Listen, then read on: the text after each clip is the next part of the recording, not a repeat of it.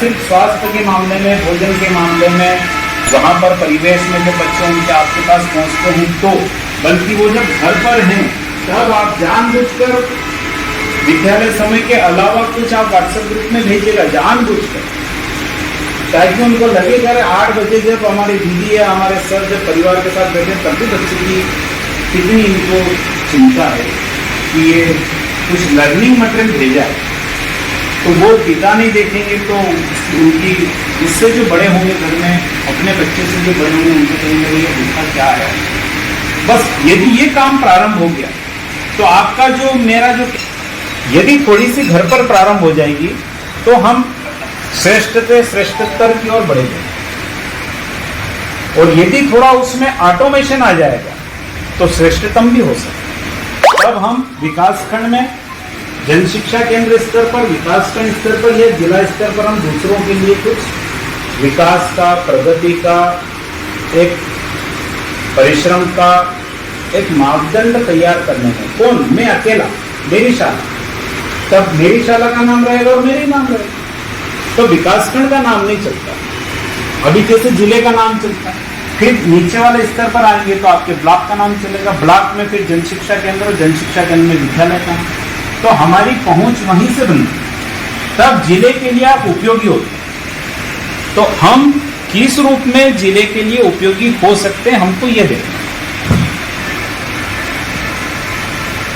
जो काम कहा जाए उसके लिए अपने को एक सामान्य तैयारी करना, बस एक समझ विकसित करना। जैसे चुनाव में प्रचार होता है तो प्रचार से विमर्श का निर्माण होता है। विमर्श क्या हवा चल रही, लहर चल रही, वैसा अगर हम एक बात करेंगे, एक चर्चा करेंगे, हम आपस में बात करते हैं जिले की बैठक में, ब्लॉक की बैठक में, जेएसके की बैठक में और शाला में यदि इस बात की चर्चा होने लग जाएगी तो एक विमर्श का निर्माण हो।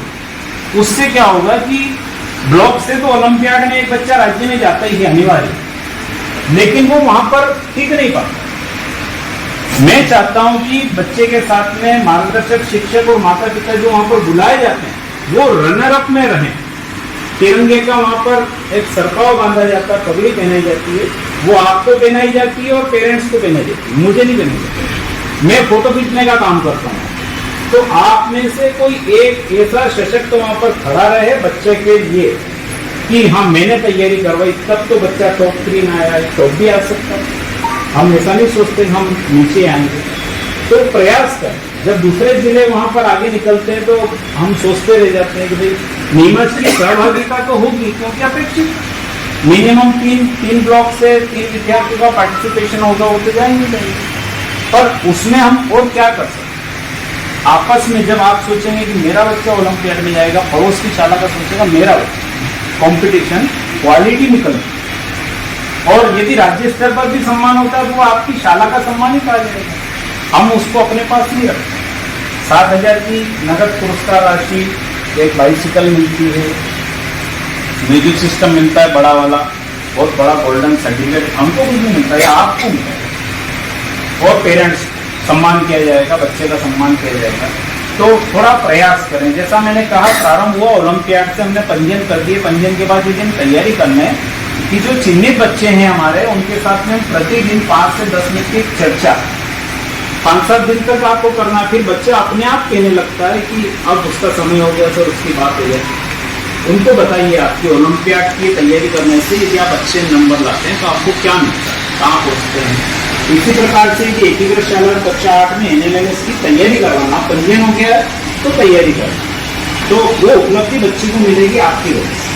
12,000 रुपये की पुरस्कार राशि प्रतिवर्ष मिलेगी 4 साल तक, 9, 10, 11, 12 कक्षा 8 में पंजीयन तैयारी के साथ। हमारा विकासखंड प्रतिवर्ष जिले में सर्वोच्च स्थान ला रहा है। NMMS में दोनों ब्लॉक मिलकर भी बनासा के फिगर को नहीं तोड़ता। तो मैं चाहता हूं कि ये जो क्लैपिंग की ऊर्जा है, ये 3 अंकों में NMMS के सिलेक्शन दे। आपको नहीं देना 100 का सिलेक्शन, आपको नहीं देना। यदि एकीकृत शाला है, आप अपने विद्यालय से 1 सिलेक्शन दे दीजिए बस, तो काम हो गया। ब्लॉक के 100 हो गए, आप यदि 1 दे देंगे, एकीकृत शाला है। नहीं है तो आपके जो 5वीं के बच्चे 3 साल पहले अब जहां पर 8वीं में पढ़ रहे हैं, उनको मोशन दीजिए, मोटिव कीजिए। उनके जो अभी शिक्षक हैं और उनके गार्जियन दोनों से संपर्क कीजिए कि आपने NMMS में पंजीयन करवा लिया है तो ठीक है, फिर अब आगे आप तैयारी करवाना, मेरे पास कुछ मटेरियल आ रहा है, मैं आपको भेजूंगा। पालक से, शिक्षक से कहकर तो वो सोचेंगे ये कह रहे हैं मतलब हम क्या करें। दूसरा, वो कक्षा 8 वाला सोचेगा, वो कक्षा 8 हमारे यहाँ पर है तो आपको एक सिलेक्शन देना है, या पास वाली आपका जो बच्चा 3 वर्ष पहले था वो अब 8वीं में, तो वो आप प्रयास कीजिए। एक सिलेक्शन यदि आप देते हैं, आपके स्वयं निजी परिश्रम से एक सिलेक्शन मिलता है तो विकासखंड 100 का लक्ष्य कर लेगा और जिला तो अपना काम वैसे भी कर लेगा।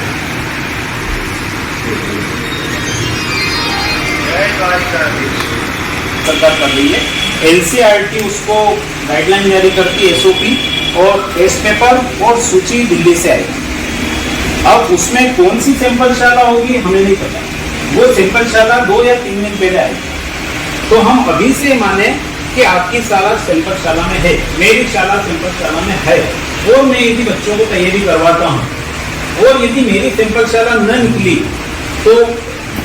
तो बच्चे जो अभी तैयारी करेंगे वो ओलंपियाड में काम नहीं। अभी जो बच्चे तैयारी करेंगे NAS की, वो ओलंपियाड में काम नहीं, ओलंपियाड में बच्चे निकलेंगे। अच्छा, ओलंपियाड, NAS या NMMS, जिस कक्षा के जो बच्चे तैयारी कर रहे हैं उनके जो पाठ्यक्रम है वो उसमें इन्वॉल्व, यानी अपना कुछ हटकर वो तैयारी या आप तैयारी उनको नहीं करवाते, पाठ्यक्रम के बिंदु उसमें है। ये हो सकता है कि हमने नहीं पढ़ाया है, तो हम जब उन बच्चों को वो पढ़ा रहे हैं, ओलंपियाड के प्रश्न पत्र, ओलंपियाड प्रश्न बैंक से कुछ प्रश्नों का अध्ययन करवाते हैं, तो उसको थोड़ा सा सरलीकृत कर लें या विस्तृत व्याख्या कर लें, वो लेसन वहीं पर पूरा कर लें, उसका संदर्भ लेकर पाठ्यक्रम में वो देख लें, इस पाठ में वो आता है, उस करते हैं। और आने वाले समय में यदि वो किसी प्रतियोगी परीक्षा में सफलता अर्जित करता है तो प्रथम श्रेय वो आपको देगा। जो इंटरव्यू होता है, जो बाइट होती है, तब फिर कुछ हम बड़े लोगों की बाइट सुनते हैं, जैसे कलाम साहब का जब या अभी मोदी जी का भी, दोनों में मैंने देखा कि उन्होंने अपने प्राइमरी शिक्षक के लिए विमान या टिकट भेजी और उनको बुलाया, और सेरेमनी में वो होना चाहिए, वो प्रथम प्रेरणा। कभी नहीं भूलते बच्चे, आपके लिए कितनी बड़ी बात, आपके लिए मैं उस सौभाग्यशाली शिक्षक में नहीं हूँ। आप समझने का प्रयास करो कि कलाम साहब ने अपनी ओथ सेरेमनी, PM मोदी ने अपनी ओथ सेरेमनी में किनको टिकट भेजा, किनको बुलावा भेजा, उनके प्राथमिक शिक्षक थे, सब नहीं, उसमें से जो प्रेरणा स्रोत थे वो उनको। तो क्या मैं किसी विद्यार्थी के लिए या कुछ विद्यार्थी के लिए, सब विद्यार्थी के लिए प्रेरणा का काम कर सकता हूँ? पर इतना सा प्रश्न का जो उत्तर हाँ में आता है तो बहुत बढ़िया। आज सवेरे मैंने गुरुजी के प्रवचन सुने, थोड़ी सी वो सनातन धर्म की या कहने के अध्यात्म की बात हम कर सकते हैं कि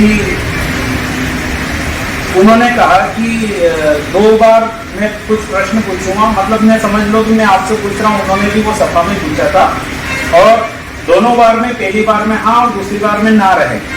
उन्होंने पहला प्रश्न श्रोताओं से पूछा कि क्या आपके पास समस्या है, तो वो प्रश्न का उत्तर उन्होंने कहा था कि आप हाँ या ना, तो आप पहले हाँ में दें, तो सबने हाँ में उत्तर दिया।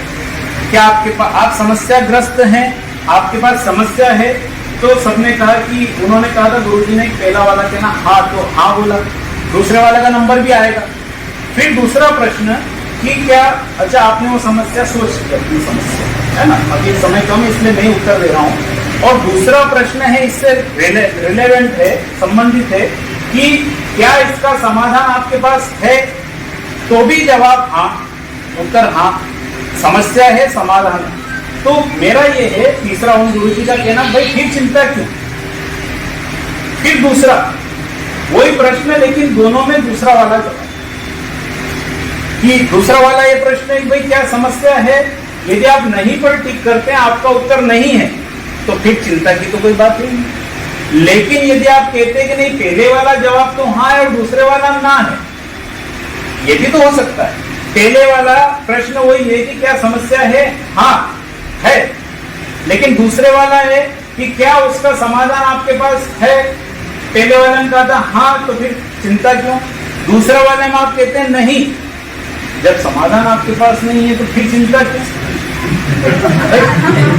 दोनों बात है।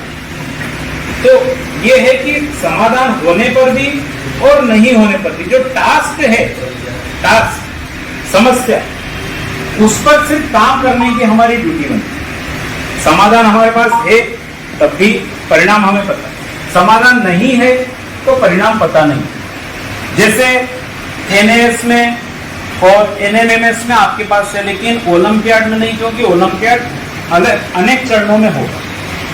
तो दूसरे बच्चों से कंपटीशन है बच्चे का। मेरा बच्चा तहसील में और जिले में फर्स्ट आया, लेकिन राज्य में क्या होगा नहीं पता।